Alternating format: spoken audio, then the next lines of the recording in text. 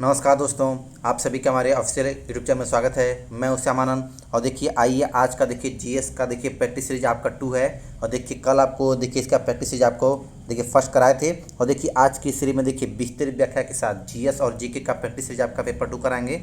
और देखिए आज की भी सीरीज में पूरा विस्तार से हर सेक्शन से क्वेश्चन कराएंगे। और देखिए जो आपकी आगामी परीक्षा UPPSC, NTPC, group D, SSC, UP triple SC, PET या फिर देखिए जूनियर टीचर का जो एग्ज़ाम होने वाला है, इन सभी परीक्षाओं के लिए आपका क्लास ही बहुत महत्वपूर्ण होगा। ठीक है, देखिए देखिए शुरू करते हैं। देखिए आज की देखिए सबसे पहले क्वेश्चन। और देखिए जो लोग भी कंटिन्यू देखिए वीडियो को देखते हैं, वीडियो को लाइक शेयर करते रहेंगे एकदम कंटिन्यू देखिए अभ्यास करने के लिए और देखिए जीएस पर कमांड बनाने के लिए एकदम कंटिन्यू आप लोग हर सीरीज को देखते चलें। ठीक है, देखिए सबसे पहले देखिए बात करते हैं आज की। देखिए सबसे पहला क्वेश्चन। ठीक है, देखिए ये क्वेश्चन क्या दिया हुआ है कि देखिए हड़प्पा कालीन स्थलों में अभी तक किस धातु की प्राप्ति नहीं हुई है। देखिए इतिहास से भी क्वेश्चन कराएंगे, भूगोल से भी रहेगा, संविधान से भी रहेगा, आपका ईवीएस भी रहेगा, साइंस भी रहेगा, एकदम एकदम कंबाइन क्वेश्चन कराएंगे। और हर क्वेश्चन को देखिए पूरा विस्तार से आप लोग को बताएंगे भी। ठीक है, देखिए क्या बोला है कि हड़प्पा कालीन में, ठीक है, देखिए हड़प्पा कालीन में अभी तक किस धातु की प्राप्ति नहीं हुई। तो देखिए क्या बताएंगे, लोहा, स्वर्ण, चांदी और तांबा। देखिए हड़प्पा कालीन में तांबा की प्राप्ति सबसे पहले हुई थी। देखिए सोना की भी प्राप्ति हुई थी, चांदी की प्राप्ति हुई थी, तांबा की भी। लेकिन देखिए किसकी प्राप्ति नहीं हुई, तो क्या बताएंगे, लोहा की। ठीक है, देखिए हड़प्पा कालीन में लोहा की प्राप्ति नहीं हुई। ठीक है ना। अब देखिए इसका देखिए पूरा व्याख्या देखते हैं इसका। ठीक है, देखिए ये देखिए आपको देखिए हड़प्पा का देखिए कुछ आपके हथियार है, जिसको देखिए आपको दिखाई दे रहा होगा। देखिए ये सब देखिए आपके हथियार हैं। ठीक है ना। देखिए ये जो हड़प्पा काल में इसका प्रयोग हुआ था। ठीक है, अब देखिए आपसे देखिए कुछ देखिए क्वेश्चन पूछेगा कि सर ये बताइए कि देखिए हड़प्पा काल में सबसे पहले, तो देखिएगा देखिए सबसे पहले तांबा का खोज हुआ था। ठीक है, तांबा। ठीक है, अब देखिए हड़प्पा काल में एक विकास सहयोग इन सभ्यता थी। यहाँ से तांबा, कांसा, स्वर्ण, चांदी आदि रात में तो मिली थी। और देखिए किंतु लोहे की प्राप्ति नहीं हुई है। वस्तु हड़प्पा का इन लोग लोहे से परिचित नहीं थे। भारत में लौह युग का आरंभ उत्तर वैदिक काल, देखिए यहाँ पर देखिए साफ साफ देखिए लिखा भी गया है कि देखिए अगर बोलेगा कि सर जो भारत में लौह युग का विकास हुआ था, याद रखिएगा उत्तर वैदिक काल से लगभग 1000 वर्ष पूर्व से माना जाता है। ठीक है, तो ये दिमाग में एकदम सेट रखेंगे कि देखिए अगर बोलेगा ना कि अगर भारत में लोहे का विकास कब होता था, तो क्या बताएंगे, उत्तर वैदिक काल में लगभग 1000 वर्ष पूर्व में। ठीक है ना। ठीक है, अब देखिए आ गया था। देखिए क्वेश्चन का देखिए नेक्स्ट है। देखिए ऋग्वैदिक काल में, देखिए ऋग्वैदिक काल में जनता निर्णय से मुख्यतः किसमें विश्वास करती थी। मूर्ति पूजा में, एकेश्वरवाद में, देवी पूजा में, या फिर द बलि और द कर्मकांड में। देखिए उत्तर वैदिक काल की बात करेंगे। देखिए अगर सिंधु सभ्यता की बात करें, देखिए तो जैसे देखिए आपका सिंधु सभ्यता की बात होता है, आता है उत्तर वैदिक काल। देखिए उत्तर वैदिक काल देखिए 2 भागों में बढ़ता है, एक आता है ऋग्वैदिक काल में। ठीक है, तो देखिए इसमें देखिए पूछा है कि ऋग्वैदिक काल में जो लोग थे किस में करते थे विश्वास, मूर्ति पूजा में, या एकेश्वरवाद में, या फिर देवी पूजा में, या फिर बलि और कर्मकांड में। ठीक है, तो देखिए क्या बताएंगे, देखिए जो ऋग्वैदिक काल का देखिए जो लोग थे वो बलि और द कर्मकांड में विश्वास रखते थे। ठीक है, देखिए तो मूर्ति पूजा में नहीं, एकेश्वरवाद में नहीं, देवी पूजा में। देखिए अगर अगर बोलेगा ना कि सर ये इसमें कौन से थे विश्वास, मूर्ति पूजा में, तो क्या बताएंगे, सिंधु सभ्यता के लोग। ठीक है, देखिए क्या बताएंगे, तो देखिए सिंधु सभ्यता के लोग करते थे विश्वास मूर्ति पूजा में। लेकिन क्या बोला है कि ऋग्वैदिक काल में, तो क्या बताएंगे आपके बलि और द कर्मकांड। ठीक है, आइए देखते हैं। देखिए इसका भी देखते हैं, देखिए व्याख्या देखते हैं इसका भी। देखिए क्या दिया हुआ है, देखिए ऋग्वैदिक काल। ठीक है, देखिए 1500 से लेकर 1000 ईसा पूर्व के बीच का के कार्यकाल को बोलते हैं ऋग्वैदिक काल। देखिए आपसे बोलेगा कि सर जो ये वैदिक काल, देखिए 2 भागों में बढ़ता है। देखिए ऋग्वैदिक काल और उत्तर वैदिक काल। ठीक है, देखिए ऋग्वैदिक काल आपका 1500 से लेकर 1000 ईसा पूर्व तक है, और उत्तर वैदिक काल 1000 से आपके 600 ईसा पूर्व के बीच। ठीक है, देखिए इसमें देखिए पूरा देखिए लिखा भी गया है कि देखिए ऋग्वैदिक रचना इसी काल में होती है। ठीक है, देखिए ऋग्वैदिक काल में ऋग्वैदिक संहिता की रचना होती है। और याद रखिएगा इसमें देखिए सबसे प्राचीनतम वेद आपका ऋग्वेद आता है। ठीक है, इसी में आता है आपका ऋग्वेद, सबसे प्राचीनतम वेद ऋग्वेद आता है। ठीक है, देखिए सिंधु सभ्यता के देखिए 22 सभ्यता मूलतः ग्रामीण थी। याद रखिएगा, देखिए बार बार क्वेश्चन पूछता है कि देखिए सिंधु सभ्यता, तो याद रखिएगा सिंधु सभ्यता नगरीय सभ्यता थी। ठीक है, ये आपकी नगरीय सभ्यता थी। इसके बाद जो आती है देखिए इसके भी फिर आती है वैदिक सभ्यता, वो आपकी ग्रामीण सभ्यता थी। ठीक है, देखिए आर्यों का आरंभ जीवन देखिए पशु चारण पर आधारित था। देखिए अगर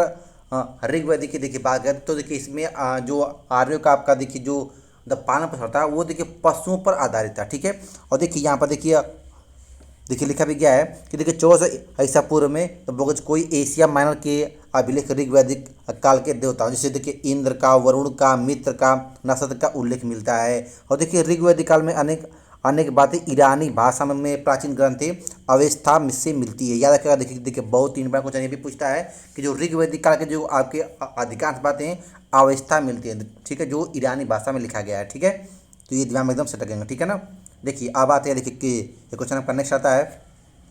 देखिए एलोरा की गुहा मंदिर किससे संबंधित है। देखिए एलोरा की गुहा मंदिर के बारे में बोला किससे संबंधित है, जैन धर्म से, बौद्ध धर्म से और हिंदू धर्म से। यहाँ देखिए कूट दिया हुआ है, देखिए कि कूट है केवल 1 या केवल 2 या 1 और 2 या 1, 2 और 3, ठीक है।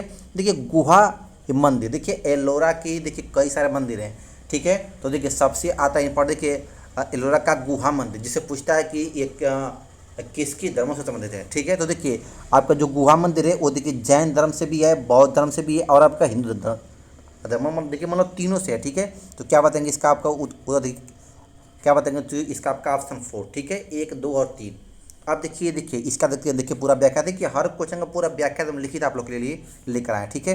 देखिए इसका देखिए इसका व्याख्या देखिए एकदम ध्यान से देखिए समझेंगे। देखिए ये आपका गुहा मंदिर, ठीक है। देखिए एलोरा महाराष्ट्र के औरंगाबाद में स्थित है, यह शैलकृत आपकी की गुफा है, ठीक है ना। और देखिए जो है कि शैलकृत जो गुफा है उसमें अनेक प्रकार के देखिए अलग अलग धर्मों के मंदिर, जिसमें आपके जैन धर्म, बौद्ध धर्म है, ठीक है। अब देखिए इसमें से कुल आपके 34 शैलकृत गुफाएं हैं और ये गुफाएं विभिन्न कालों में बनी हुई है। देखिए इस गुफा की संख्या 1 से लेकर 12 तक देखिए ये बौद्ध धर्म का है और 13 से लेकर 29 तक हिंदू धर्म का है और 30 से लेकर 34 तक जैन धर्म का है, ठीक है। तो याद रखिएगा, देखिए इसमें देखिए संख्या पूछ सकता है आपसे कि देखिए जो आपके एलोरा के जो आपकी गुफाएं हैं देखिए उसमें 1 से लेकर 12 तक आपके बौद्ध धर्म की गुफाएं हैं, 13 से लेकर 29 तक आपकी देखिए हिंदू धर्म की गुफाएं और 30 से लेकर 34 तक ये आपके जैन धर्म की गुफाएं, ठीक है। तो ये ध्यान में एकदम सेट रखेंगे। ये देखिए कहाँ है, देखिए क्या बताएंगे, ये आपके महाराष्ट्र के औरंगाबाद जिले में स्थित है एलोरा की गुफाएं, ठीक है। और देखिए एक देखिए आता क्वेश्चन अजंता, तो याद रखा देखिए अजंता की गुफाएं भी कहाँ पर है, तो महाराष्ट्र में ही स्थित है, ठीक है। अब देखिए आगे आता है क्वेश्चन का नेक्स्ट। देखिए आपको मिलान करना है, सूची 1 का सूची 2 से मिलान करना है, ठीक है। देखिए एक तो दिया क्षेत्र, एक तो दिया आपका स्थानांतरण कृषि। देखिए एकदम लेवल का देखिए क्वेश्चन लेकर आए आप लोग को लिए और पूरा विस्तार से देखिए बताने का प्रयास करेंगे, ठीक है। अब देखिए क्या बोला है कि देखिए इसमें देखिए क्षेत्र आपका देखिए फर्स्ट में देखिए दिया है अगर पश्चिमी घाट, दक्षिणी पूर्वी राजस्थान, उत्तरी पूर्वी भारत, मध्य प्रदेश और छत्तीसगढ़, ठीक है। एक दिया देखिए डाहिया, बालतारे, झूम, कुमारी, ठीक है। अब देखिए आपसे देखिए कोड देकर पूछा कि मिला करना। देखिए एक तरफ दिया आपके स्थानांतर कृषि। देखिए स्थानांतर कृषि क्या होता है, देखिए इसको भी पूरा विस्तार से आपको बताएंगे, ठीक है। देखिए सबसे पहले देखिए पहले देखते हैं देखिए कि देखिए अगर देखिए बोलेगा कि देखिए इसका मिलान करना है। देखिए सबसे पहले देखिए बात बोलेगा कि सर देखिए इसको अलग अलग क्षेत्रों में किन किन नामों से जानते हैं, ठीक है। तो देखिए एक आता है झूम, देखिए तो उत्तरी पूर्वी भारत में इसको झूम कृषि के नाम से जानते हैं, ठीक है। तो देखिए इसका मतलब देखिए तो इसका मतलब देखिए सी का एकदम 3 है कन्फर्म है, ठीक है। देखिए सी एकदम सेम टू सेम मिलेगा, ठीक है। अब देखिए अगर बोलेगा कि सर देखिए पश्चिमी घाट में तो इसको कुमारी बोलते हैं, ठीक है। देखिए इसको देखिए पश्चिमी घाट में इसको कुमारी बोलते हैं, तो इसका मिलेगा 4 से, ठीक है। अब देखिए देखिए दक्षिणी पूर्वी राजस्थान में इसको बोलते हैं वाल तारे, तो इसका मिलेगा 2 से मिलेगा। और देखिए उत्तरी पूर्वी भारत में इसको झूम कृषि बोलते हैं, तो इसको 3 से मिलेगा। और ये आपका देखिए एमपी में और आपके छत्तीसगढ़ में इसको बोलते हैं डाहिया, तो इसको आपका फर्स्ट होगा, ठीक है। तो देखिए 4, 2, 3 है, तो इसका मतलब देखिए ऑप्शन आपका फर्स्ट आपका सही हो जाएगा, ठीक है। अब देखिए इसका देखिए पूरा व्याख्या देखते हैं कि इसको अलग अलग राज्यों में किन किन नामों से जानते हैं, ठीक है।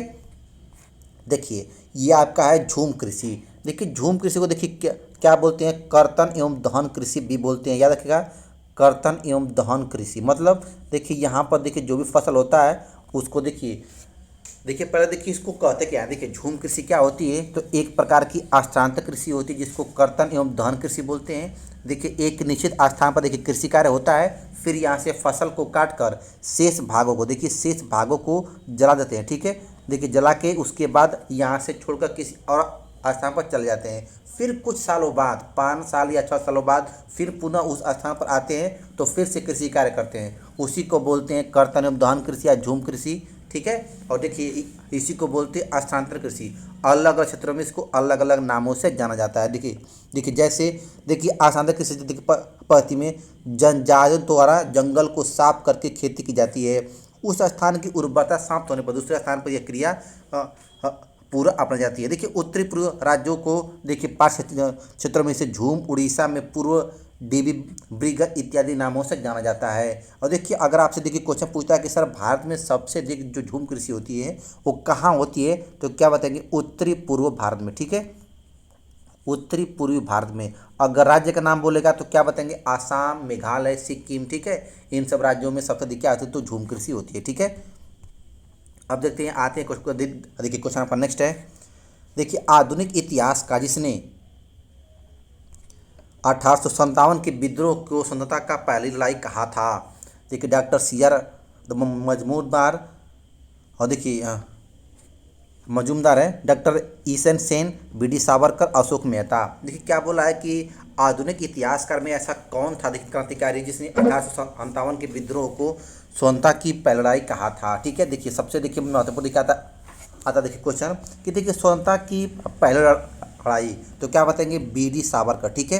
क्या बताएंगे तो देखिए बी डी सावरकर ने इसे क्या बोला तो स्वतंत्रता की पहला लड़ाई बोला था, ठीक है ना। अब देखिए इसका देखते हैं पूरा देखिए व्याख्या। देखिए ये आपके बी डी सावरकर, ठीक है। देखिए यहाँ पर देखिए बी डी सावरकर, देखिए बी डी सावरकर ने अपनी पुस्तक the Indian war of independence 1857, देखिए बहुत इंपॉर्टेंट आता है क्वेश्चन से। देखिए क्वेश्चन से देखिए पूछता भी है कि देखिए बी डी सावरकर की देखिए पुस्तक का नाम क्या, तो क्या बताएंगे the Indian war of independence 1857 में। इस विद्रोह का को सुनियोजित स्वतंत्रता की संज्ञा उन्होंने इस स्वतंत्रता की लड़ाई में कहा था, ठीक है। देखिए जो अपनी पुस्तक है इस पुस्तक में इन्होंने 1857 की लड़ाई को पूरे भारत में प्रथम स्वतंत्रता की लड़ाई का संज्ञा दी थी। अब देखिए आपसे देखिए क्वेश्चन पूछेगा कि सर जो ये आपका देखिए लड़ाई है, देखिए 1857 की लड़ाई है, देखिए इसकी शुरुआत कहाँ से होती, तो याद रखिएगा क्या बताएंगे बैरकपुर से, ठीक है, बंगाल के बैरकपुर से हुआ था, ठीक है। वहाँ पर देखिए जो हथियारें थी देखिए उसमें सुअर के चर्बी का देखिए जो उसका प्रयोग हुआ, ठीक है। और उसी को देखिए मतलब देखिए जो सुअर की चर्बी से देखिए जो सुअर का चर्बी का प्रयोग हुआ था हथियारों में, उसी को देखिए इसी को लेकर विवाद हुआ था। और देखिए आपसे देखिए क्वेश्चन पूछता है कि सर जो ये हथियार है कहाँ से बने हैं, तो याद रखिएगा रॉयल इनफील्ड के, ठीक है। ये देखिए इनफील्ड कंपनी के सब हथियार बने थे, इनफील्ड करके आता है कंपनी का नाम, ये याद रखिएगा इनफील्ड कंपनी के सब हथियार बने थे, ठीक है ना। जिस पर सुअर की चर्बी का देखिए प्रयोग हुआ था, उसी को मुंह से लगा कर खोलना था, जिसको लेकर पूरे भारतीय विद्रोह कर दिए थे। और ठीक है ये देखिए यहीं से होती है शुरुआत 1857 के विद्रोह का, ठीक है। अब देखिए आगे का देखिए क्वेश्चन का नेक्स्ट है कि निम्न में कौन सुमेध नहीं है। देखिए अलग अलग देखिए पूरे भारत में देखिए दर्रों का नाम दिया हो, आप देखिए आपसे पूछा है कि इनमें से कौन सुमेध नहीं है, ठीक है। देखिए क्या बोला, देखिए पहला सिपकिला दर्रा हिमाचल प्रदेश, लिपुलेख दर्रा अरुणाचल प्रदेश, नाथुला दर्रा सिक्किम, देखिए जो जोरा दर्रा कश्मीर। अब देखिए इसमें से देखिए कौन सुमेध नहीं है, तो देखिए क्या बताएंगे, देखिए सिपला दर्रा देखिए आपका हिमाचल प्रदेश में है, ठीक है। देखिए ये आपका देखिए ये गलत, ठीक है। ये देखिए लिपुलेख दर्रा आपका सिक्किम में पड़ता है, न कि देखिए आपका ये अरुणाचल प्रदेश में, ठीक है। तो देखिए ये आपका गलत है, ठीक है। और देखिए यह भी आपका देखिए नाथुला दर्रा ये भी ठीक है आपका सिक्किम में, देखिए जो दर्रा ये आपका पड़ता है कश्मीर में, तो ऑप्शन बी आपका गलत है, ठीक है। अब देखिए आप देखते हैं देखिए इसका पूरा व्याख्या। देखिए आपको देखिए पूरा भाग देखिए आपको दर्रा देखिए लेकर आए, देखिए क्या बोला, देखिए ये आपका देखिए लिपुलेख दर्रा है, ठीक है। क्या बताएंगे, तो देखिए ये आपका लिपुलेख दर्रा पड़ता है, ये पड़ता है सॉरी आपका उत्तराखंड में पड़ता है, सिक्किम नहीं उत्तराखंड में पड़ता है, ठीक है, लिपुलेख दर्रा, ठीक है ना। अब देखिए क्या बताएंगे, देखिए एक बार देखिए ध्यान दीजिएगा, हाँ देखिए इसका उत्तर देखिए क्या होगा, देखिए इसका ऑप्शन देखिए ऑप्शन आपका 2 होगा सही है। देखिए ये आपको यहाँ नहीं पड़ता, ये पड़ता है आपका उत्तराखंड में पड़ता है लिपुलेख दर्रा, ठीक है, ठीक है ना। अब देखिए हाँ देखिए ये देखिए पूरे भाग देखिए जितने भी देखिए दर्रे हैं देखिए आपको एकदम राज्य और देखिए पूरा आपका लेकर आए कि एक ही बार देख लेंगे आपका एकदम आपका तैयार हो जाएगा, ठीक है। देखिए अगर जम्मू कश्मीर में देखिए बोलेगा तो देखिए जोजिला दर्रा, पीर पंजाल, काराकोरम, बनिहाल और बुर्जिल दर्रा है, ठीक है। देखिए ये दिया आपका देखिए अरुणाचल प्रदेश में बोमडिला दर्रा, यांगोंग दर्रा और दीपू दर्रा। देखिए एक आता है आपका दर्रा मणिपुर में तो तुजू दर्रा है, ठीक है। अगर देखिए बोलेगा सिक्किम में तो देखिए नाथुला दर्रा और जलपला दर्रा, ठीक है। अगर देखिए बोलेगा उत्तराखंड में तो देखिए नीति दर्रा, लिपुलेख और मा दर्रा, ठीक है। अगर देखिए आता है हिमाचल प्रदेश में तो रोहतांग दर्रा, सिपला दर्रा और बाढ़ लाचा दर्रा, ये आपके हिमाचल प्रदेश के दर्रा है। पूरे भाग देखिए जो महत्वपूर्ण दर्रे हैं आप लोग को सब लेकर आ गए। अगर अगर एक बार ध्यान से देख लेंगे तो आप लोग को दोबारा देखिए इसे क्वेश्चन आएगा तो आप लोग आसानी से कर पाएंगे, ठीक है। देखिए आप आते हैं, देखिए क्वेश्चन का नेक्स्ट है कि निम्नलिखित में से कौन सा क्षेत्र ज्वारी ऊर्जा उत्पादन का प्रमुख क्षेत्र है। देखिए बहुत ही इम्पोर्टेंट देखिए आता है क्वेश्चन कि देखिए ज्वारी ऊर्जा उत्पादन का क्षेत्र। अगर आपसे बोलेगा कि सर देखिए ज्वारी ऊर्जा का देखिए उत्पादन का क्षेत्र, देखिए बंगाल की खाड़ी, मन्नार की खाड़ी, खंभात की खाड़ी और देखिए कच्छ की खाड़ी, ठीक है। तो देखिए आपसे देखिए क्वेश्चन पूछेगा कि सर देखिए सबसे अधिक ऊर्जा तो देखिए क्या बताएंगे खंभात की खाड़ी से, ठीक है। देखिए सबसे अधिक देखिए जो ज्वारी ऊर्जा होती है वो खंभात की खाड़ी से प्राप्त होती है। देखिए ज्वारी ऊर्जा होती क्या है, ये देखिए आपकी नवीनीकरण ऊर्जा होती है जिसको बार बार देखिए हम प्राप्त कर सकते हैं। देखिए जैसे देखिए जो जल से प्राप्त ऊर्जा होती है जो या फिर देखिए जलीय ऊर्जा, पवन ऊर्जा, उसे बोलते हैं ज्वारी ऊर्जा, ठीक है। ये सबसे अधिक आपकी देखिए खंभात की खाड़ी से प्राप्त होती है, ठीक है ना। अभी देखिए हाल ही में देखिए चर्चा में रहा आपका देखिए बंगाल की खाड़ी। देखिए बंगाल की खाड़ी से देखिए अभी आपका तूफान आया हुआ है, उसका नाम है यास तूफान, ठीक है। यास चक्रवात आया है तूफानी, इसको कहेंगे चक्रवात, यास साइक्लोन, ठीक है ना। अगर देखिए बोलेगा कि सर इसका नाम देखिए कौन रखा था यास, तो देखिए इसका नाम ओमान देश, ठीक है, ओमान देश के द्वारा इसका नाम रखा गया था, ठीक है ना। ये देखिए अभी हाल ही में देखिए आया था बंगाल की खाड़ी में, ठीक है। और देखिए ये आया था चक्रवात। अभी देखिए एक आया था अरब सागर में, ठीक है। अभी देखिए कुछ दिन पहले अरब सागर से देखिए एक आया था चक्रवात, उसका नाम था ताउकी, ठीक है, ताउकी चक्रवात। आपसे पूछेगा कि सर इसका नाम कौन रखा था, तो याद रखिएगा देखिए इसका नाम ताउकी म्यांमार देश के द्वारा रखा गया था, ठीक है। वो आपके अरब सागर में आया था। इस साल 2021 में दो प्रकार के चक्रवात आपके आए थे, एक आपका अरब सागर में ताउकी और एक आपका बंगाल की खाड़ी में यास चक्रवात, ठीक है। उसका नाम रखा गया था ओमान, और देखिए अरब सागर में जो आया था उसका नाम रखा गया क्या था, ताउकी म्यांमार के द्वारा, ठीक है। ये दोनों बातें एकदम दिमाग में सेट रखेंगे, ठीक है ना। अब देखिए ये आपका देखिए पूरा देखिए इसका विस्तृत व्याख्या है कि देखिए क्या बोला है कि देखिए भारत में 12,455 मेगावाट ज्वारी विद्युत ऊर्जा उत्पन्न करने की क्षमता, जिसमें खंभात की खाड़ी प्रमुख स्थान है। और देखिए ये आपको देखिए डायग्राम है। देखिए क्या होता है ज्वारी ऊर्जा, जो जल के द्वारा या फिर जो नवीनीकरण ऊर्जा होती है उसी को बोलते हैं आपका ज्वारी ऊर्जा, ठीक है। देखिए एकदम कांटे देखिए हर क्वेश्चन का पूरा विस्तृत व्याख्या पढ़ते चलेंगे तो आपका धीरे धीरे आपका तैयार हो जाएगा, ठीक है। देखिए आगे आते आपका देखिए क्वेश्चन में एकदम देखिए दमदार क्वेश्चन है कि किसी स्थान का मानक समय निर्धारित करने का आधार होता है देशांतर रेखा, अक्षांश रेखा, अंतर्राष्ट्रीय तिथि रेखा, प्रधान या उत्तर रेखा। देखिए क्या बोला है कि मानक समय। देखिए अगर किसी भी देश का यदि बोलेगा क्या किसी भी स्थान का, तो देखिए मानक समय निकालने का देखिए क्या होता है, तो प्रधान या उत्तर रेखा होती है मानक समय निकालने का, ठीक है। अब देखिए ये देखिए होती क्या है प्रधान या उत्तर रेखा, देखिए पूरा विचार से देखिए समझते हैं। देखिए इसका व्याख्या, ठीक है। देखिए ये देखिए पूरा एकदम ये देखिए और नोट पूरा आप लोग के लिए लेकर आए। देखिए आपको देखिए समझाने के लिए देखिए ये देखिए आपको देखिए प्राइम मीडियम रेखा, ठीक है। देखिए इसी को बोलती है प्रधान या उत्तर रेखा। देखिए अगर ग्लोब पर देखिए ये आपकी क्या होती है, तो देखिए ये आपको देखिए ग्लोब पर होती है, देखिए ग्लोब पर देखिए 0 डिग्री आपका देशांतर, ठीक है, देशांतर, इसी को बोलते हैं प्रधान या उत्तर रेखा। किसी भी स्थान का समय रेखा इसी के नाम से निकालते हैं। और देखिए ये जो रेखा होती है 0 डिग्री, इसको बोलते हैं भूमध्य रेखा या इसको बोलते हैं विषुवत रेखा, ठीक है, भूमध्य रेखा। ये आपका देखिए अक्षांश होता है और ये होता है आपका देशांतर, ठीक है। तो देखिए जो ऊपर से होता है ना, देखिए जो लंबवत उसको बोलते हैं देशांतर, जो क्षैतिज रेखा होती है उसको बोलते हैं अक्षांश, ठीक है। तो देखिए समय का अंदर जो आपकी लंबवत रेखा होती है देशांतर 0 डिग्री, उसी के द्वारा आपका किसी भी स्थान का समय ज्ञात किया जाता है, ठीक है। अब देखिए आपसे देखिए क्वेश्चन पूछेगा कि सर ये बताइए कि देखिए एक अंतर्राष्ट्रीय तिथि रेखा कौन सी होती है। तो देखिए ये आपका देखिए ये आपका 180 डिग्री होता है। देखिए ये आपका होता है 180। देखिए ये दोनों आपका देखिए मिला होता है। देखिए ये दोनों आपका एकदम मिला होता है क्योंकि देखिए पृथ्वी एकदम गोल है, ठीक है। तो देखिए ये जो आपका होता है देखिए 180 डिग्री ये होता है ईस्ट और ये होता है 180 डिग्री वेस्ट, ठीक है। तो देखिए इसी को बोलते हैं अंतर्राष्ट्रीय तिथि रेखा। 180 डिग्री को क्या बोलते हैं, याद रखिएगा, अंतर्राष्ट्रीय तिथि रेखा, इंटरनेशनल डेड लाइन बोलते हैं इसको, ठीक है। ठीक है ना, तीसरी रेखा। और याद रखिएगा यह रेखा सीधी नहीं है, ठीक है ना। यह रेखा क्या होता है, देखिए ग्लोब पर पूछता है कि ऐसी कौन सी रेखा है जो सीधी नहीं है, तो क्या बताएंगे, अंतर्राष्ट्रीय तीसरी रेखा, ये टेढ़ी मेढ़ी है, ठीक है। क्योंकि देखिए बीच में देखिए महासागरों की वजह से इसके देखिए इसका रास्ता बदल गया है, तो ठीक है। ये देखिए रेखा एकदम सीधी नहीं होती, बल्कि क्या होती है, तो देखिए कटी छठी रेखा होती है, ठीक है। ये देखिए किसी स्थान पर देखिए कटी छठी रेखा होती है, अंतर्राष्ट्रीय तीसरी रेखा 180 डिग्री को बोलते हैं, ठीक है ना।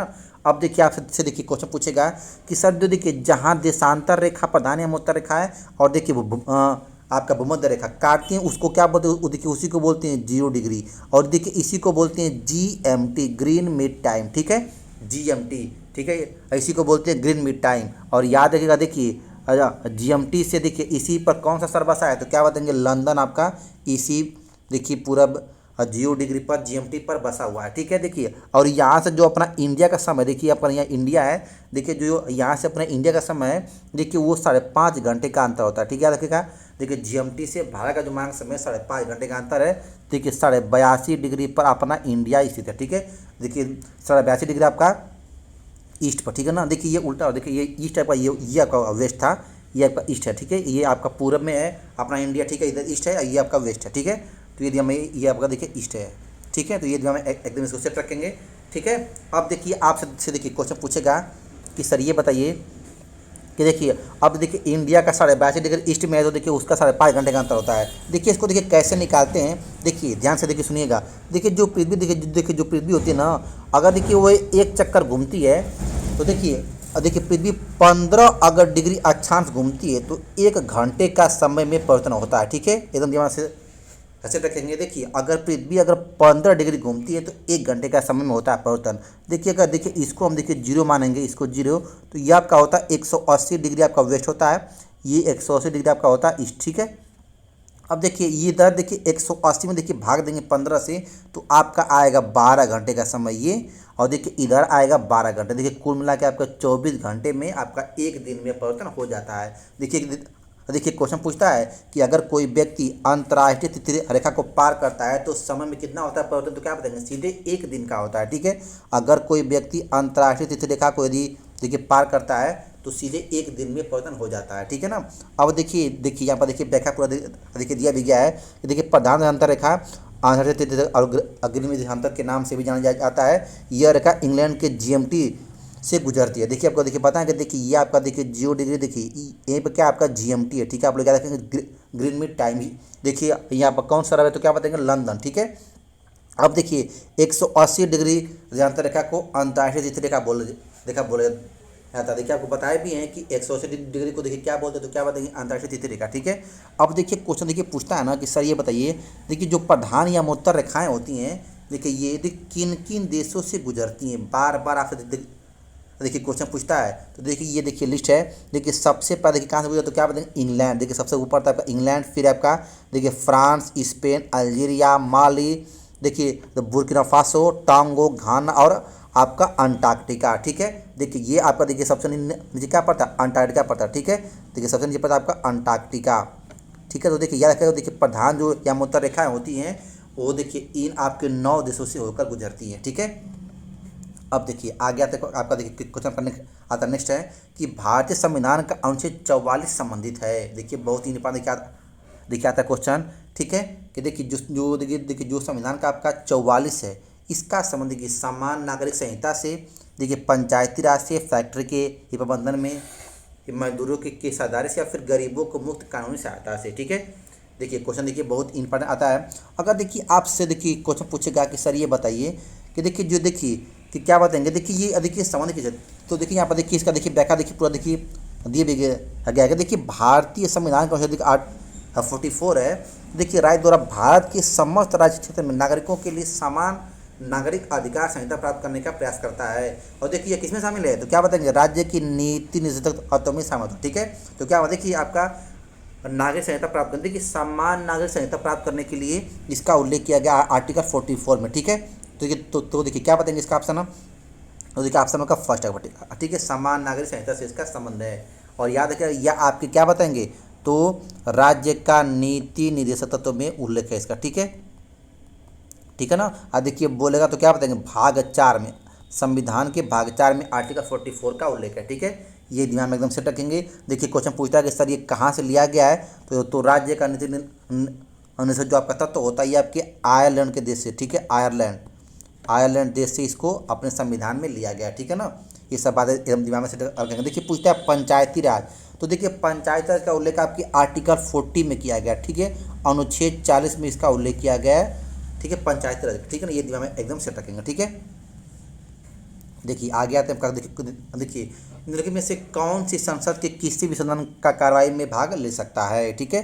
देखिए क्या बोला है, देखिए संसद के किसी भी कार्रवाई में देखिए भाग लेने का अधिकार किसके पास है, भारत का मुख्य न्यायाधीश, उपराष्ट्रपति, सॉलिसिटर जनरल, या फिर देखिए द माननीय अभिकर्ता, फिर या महान्यायवादी। तो देखिए किसी भी संसद की देखिए वो किसी संसद का सदस्य नहीं होता, बल्कि क्या देखिए, लेकिन किसी भी संसद की कार्रवाई में देखिए भाग लेता है तो क्या बताएंगे, महान्यायवादी होता है, ठीक है। देखिए क्या बताएं तो आपका देखिए तो महान्यायवादी होता है। देखिए इसकी नियुक्ति और देखिए क्या बताएंगे, इसकी नियुक्ति राष्ट्रपति के द्वारा, ठीक है, इसकी नियुक्ति राष्ट्रपति के द्वारा की जाती है। अब देखिए इसके बारे में देखिए पूरा विस्तार से देखिए समझते हैं इसका व्याख्या, ठीक है। देखिए अगर देखिए बोलेगा कि भारत का महान्यायवादी, देखिए भारत का देखिए जो होता है महान्यायवादी को पद के आधार पर देखिए संसद के सदस्यों को समान विशेषाधिकार प्राप्त है। देखिए भारतीय संविधान के अनुच्छेद 88 में उल्लेख है कि महान्यायवादी को संसद की सदस्यता के बिना भी दोनों सदनों की बैठकों में भाग लेने का अधिकार है, किंतु मत देने का अधिकार नहीं होता, ठीक है। देखिए ये देखिए संसद के देखिए किसी भी सदस्य या फिर देखिए किसी भी चुनाव में ये देखिए ओढ़ नहीं देता है, लेकिन देखिए अगर कोई कार्रवाई होती है तो उसमें भाग लेने का इसको अधिकार होता है, ठीक है। ये हम से रखेंगे। उसका उल्लेख देखिए आर्टिकल 88 में किया गया, 88 में किया गया, ठीक है, ठीक है। देखिए आगे आता है, देखिए हाँ देखिए क्वेश्चन का नेक्स्ट है, लोक लेखा समिति का प्रतिवेदन प्रस्तुत की जाता है, ठीक है। देखिए संविधान के देखिए कुछ आपकी समितियां होती हैं, प्रांगण समिति, लोक लेखा समिति। तो देखिए इसका जो आपका प्रतिवेदन है वो कौन प्रस्तुत किया जाता है, ठीक है। तो देखिए क्या बताएंगे, तो लोकसभा का समकक्ष, देखिए पीएम के समकक्ष, राष्ट्रपति के समकक्ष, या वित्त मंत्री के समकक्ष। तो देखिए लोक लेखा का जो आपका प्रतिवेदन होता है, देखिए क्या बताएंगे, तो देखिए वो आपके लोक लेखा का जो आपका प्रतिवेदन होता है वो देखिए लोकसभा के अध्यक्ष के या फिर लोकसभा के समकक्ष प्रस्तुत किया जाता है, ठीक है। तो देखिए क्या बताएंगे, तो इसका देखिए लोक लेखा के समक्ष या फिर देखिए बोलते हैं लोकसभा के जो अध्यक्ष होता है, लोकसभा के अध्यक्ष के समक्ष, ठीक है। जो आपका स्पीकर होता है देखिए उसी के समक्ष इसका प्रतिवेदन आपका लोक लेखा समिति का प्रस्तुत किया जाता है, ठीक है। अगर देखिए बोलेगा ना कि देखिए जो सर समितियां होती हैं उसका हेड कौन होता है, तो क्या बताएंगे, पीएम होता है, ठीक है। उसका हेड कौन होता है, प्रधानमंत्री होता है। लेकिन जो उसका प्रतिवेदन होता है वो देखिए लोकसभा अध्यक्ष के सामने उसका प्रस्तुत किया जाता है, ठीक है। अब देखिए आते हैं देखिए इसका पूरा विस्तार से देखते हैं व्याख्या इसका, ठीक है। देखिए ये देखिए कुछ आपके देखिए समितियाँ होती हैं देखिए संविधान की। देखिए एक दिया देखिए आपका प्रांकलन समिति, आपसे बोलेगा कि देखिए प्रांकलन समिति में कुल सदस्य देखिए तो आपके 30 होते हैं, ठीक है। क्या बताएंगे, तो 30 होते हैं, ठीक है। देखिए एक होता है देखिए आपका देखिए जो 30 होते हैं तो आपके होते हैं लोकसभा के होते हैं, ठीक है। देखिए पहला क्या आता है, प्रांकलन समिति, ठीक है, सबसे बड़ी समिति होती है। इसमें देखिए सभी के सभी देखिए आपके 30 सदस्य होते हैं, ठीक है, और ये 30 होते हैं जो आपके लोकसभा से निर्वाचित होते हैं, ठीक है। देखिए सेकेंड क्या है, तो देखिए सेकेंड है आपका देखिए प्रांकलन समिति होते देखिए सबसे बड़ी समिति है ये, ठीक है। देखिए सेकेंड होता है आपका लोक लेखा समिति, और देखिए इसमें कुल आपके 22 सदस्य होते हैं, 15 लोकसभा से और 7 आपके राज्यसभा से होते हैं। और देखिए इन सबका देखिए कार्यकाल आपका सबका 1-1 वर्ष का होता है। देखिए इसका भी आपका एक वर्ष का होता है और इसका भी 1 वर्ष का होता है, ठीक है। और देखिए यह आपके देखिए 15 लोकसभा से और 7 आपके राज्यसभा से होते हैं, ठीक है। अब देखिए जो आपके संविधान की थर्ड समिति होती है वो होती है सरकारी उपकर संबंधी समितियाँ, ठीक है। और देखिए इसमें देखिए आपके कुल 22 सदस्य होते हैं, 15 लोकसभा से और 7 राज्यसभा से, और ये भी आपका 1 वर्ष का कार्यकाल इसका भी होता है, ठीक है। और देखिए यह देखिए इन समितियों का जो अध्यक्ष होता है क्या बताएंगे, तो याद रखिए इसका अध्यक्ष आपका पीएम होते हैं, ठीक है। अब देखते हैं, देखिए आगे आता है देखिए आपका क्वेश्चन का नेक्स्ट है, निम्नलिखित में से देखिए कौन सुमेध नहीं है। देखिए बहुत इन बार देखिए क्वेश्चन दिया हुआ है। देखिए प्रथम विश्व जलवायु सम्मेलन 1979, प्रथम प्रीवियस शिखर सम्मेलन एजेंडा 21, देखिए प्रीवियस शिखर सम्मेलन आपका देखिए +5 1997, कार्बन व्यापार मॉन्ट्रियल प्रोटोकॉल, ठीक है। तो देखिए बोला है कि इसमें से कौन सुमेध नहीं है, तो देखिए क्या बताएंगे, देखिए इसमें से सुमेध कौन नहीं है, तो क्या बताएंगे, देखिए क्या देखेगा, देखिए तो क्या बताएंगे इसमें, देखिए आपका ऑप्शन 4 देखिए कार्बन व्यापार, ये देखिए मॉन्ट्रियल प्रोटोकॉल से सबसे संबंधित नहीं है, ठीक है। देखिए मॉन्ट्रियल प्रोटोकॉल ओजोन क्षरण से संबंधित, ठीक है। ये देखिए इसका संबंध ओजोन क्षरण से है, ठीक है। तो ये आप लोग याद रखेंगे। देखिए कार्बन देखिए बात करेंगे तो देखिए कार्बन इमिशन पर देखिए जो हुआ था प्रोटोकॉल, उसका नाम है क्योटो प्रोटोकॉल, ठीक है। वो नाम है क्योटो प्रोटोकॉल, ठीक है ना, जो जलवायु परिवर्तन से इसका संबंध है। तो देखिए उसमें कार्बन इमिशन की देखिए उस पर देखिए पूरा विश्व में द्वारा उसके द्वारा जो समिति बनी थी, जो आपका समन्वय किया गया, तो उसमें कार्बन के इमिशन पर देखिए बात की गई थी, ठीक है। तो क्या बताएंगे, ये आपका देखिए गलत है, ठीक है। अब देखते हैं देखिए इसका देखते हैं पूरा व्याख्या, ठीक है।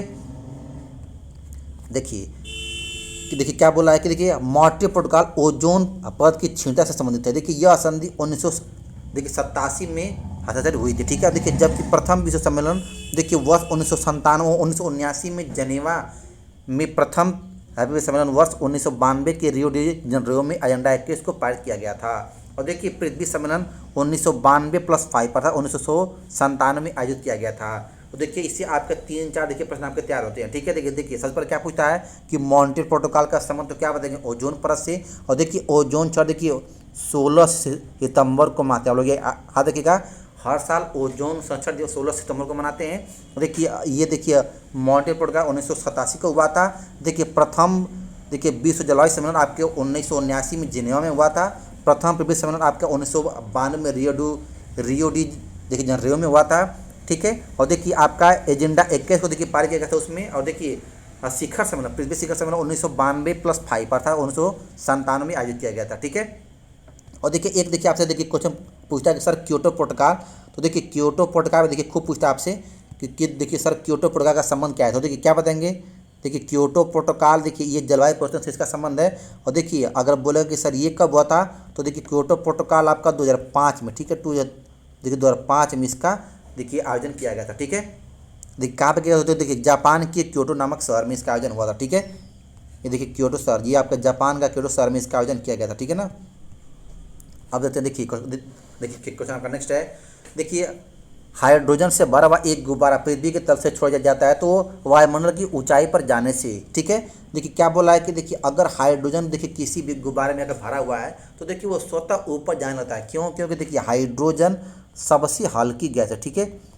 देखिए सबसे हल्की गैस मतलब हवा से भी हल्की गैस है, ठीक है ना। सबसे हल्की गैस है हाइड्रोजन, ठीक है, याद रखिएगा। देखिए सबसे सर्वोत्तम ईंधन भी होता है, ठीक है। देखिए सबसे सर्वोत्तम आपका ईंधन भी होता है हाइड्रोजन गैस, ठीक है। अगर देखिए पूछेगा कि सर इसका कैलोरी मान, तो क्या बताएंगे, इसका 150 किलो कैलोरी क्या होता है, इसका आपका होता है, इसका होता है द कैलोरी मान, ठीक है। और देखिए ये हाइड्रोजन देखिए क्रमांक इसका 1 होता है, ठीक है। क्रमांक इसका क्या होता है, तो 1 होता है, ठीक है। ये देखिए हाइड्रोजन को आवारक तत्व, ठीक है, इसको क्या बोलते हैं, तो इसको आवारक तत्व के नाम से भी जानते हैं, ठीक है। हाइड्रोजन सबसे हल्का गैस होता है, ठीक है। तो देखिए ये हवा से भी हल्का होता है तो इसको गुब्बारा में बदल तो देखिए ऑटोमेटिक ऊपर जाने लगता है। लेकिन देखिए धीरे धीरे देखिए ऊपर जाने के बाद, ठीक है, तो देखिए धीरे धीरे देखिए ऊपर जाता है तो देखिए अगर गुब्बारा देखिए जैसे जैसे ऊपर जाएगा इसकी आकार में क्या होता है, तो इसकी वृद्धि होने लगती है, ठीक है। तो क्या बताएंगे, इसका गुब्बारे के अंबार में वृद्धि होती है, जो उसका आकार देखिए जो साइज है दाब के कारण, ठीक है, दाब के कारण देखिए उसके आकार में देखिए वृद्धि होती है, ठीक है। अब देखिए अगर देखिए आपका ये गुब्बारा है, अगर देखिए इसमें हाइड्रोजन का देखिए अगर भर देंगे H2 तो देखिए ये धीरे धीरे ऊपर जाने लगेगा। क्यों? क्योंकि एकदम ये हल्की गैस होती है। देखिए हवा से भी हल्की देखिए हाइड्रोजन होती है, एक होती है आपका हीलियम गैस, ठीक है, ये भी देखिए हल्की गैस होती है, ठीक है, हीलियम, ठीक है ना, He, ठीक है।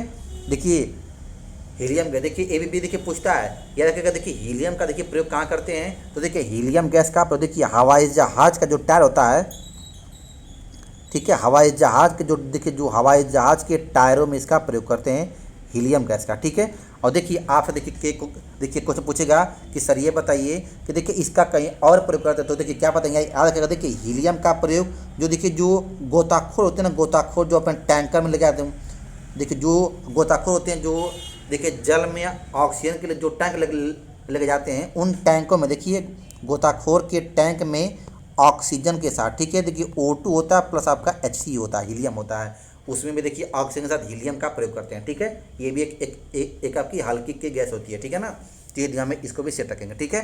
देखिए ये देखिए गुब्बारा देखिए जैसे जैसे ऊपर जाएगा इसकी अंबार में वृद्धि होगी, ठीक है, ठीक है। तो देखिए दो देखिए जो आज की आपकी सीरीज है और देखिए पूरा पूरा यहीं पर सॉल्व करते हैं, ठीक है।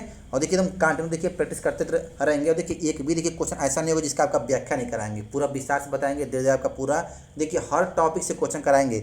और याद रखिएगा देखिए आपका देखिए अगर कंटिन्यू देखिए प्रैक्टिस करेंगे तो देखिए आपका पूरा पूरा देखिए एकदम जीएस पर देखिए कमांड बन जाएगा, ठीक है। हर क्वेश्चन को पूरा विस्तार से समझाने का प्रयास करते हैं, ठीक है। और देखिए जो लोग भी देखिए वीडियो को देखिए अगर देखते हैं तो देखिए वीडियो को लाइक शेयर और देखिए चैनल को सब्सक्राइब जरूर कर लेंगे, ठीक है। देखिए एकदम बेल आइकन पर देखिए प्रेस करना होता है, ठीक है। और देखिए एकदम चैप्टर पूरा क्लास चलेगा आप लोग का। और एक भी देखिए क्वेश्चन इस क्लास से देखिए बाहर आने की संभावना होगी देखिए, और हर तरह के क्वेश्चन कराएंगे। देखिए एकदम लेवल का क्वेश्चन भी रहेगा। और देखिए कंटिन्यू अगर अभ्यास करेंगे तो देखिए धीरे आपका एकदम जीके पर कमाल बन जाएगा। और देखिए आगामी देखिए जो भी एग्जाम होगा देखिए सभी परीक्षाओं के लिए आपकी क्लास बहुत इंपॉर्टेंट, ठीक है, ठीक है। हाँ तो देखिए आगे देखिए क्लास को देखिए शाम करते हैं। थैंक्स सभी लोग को, थैंक्स।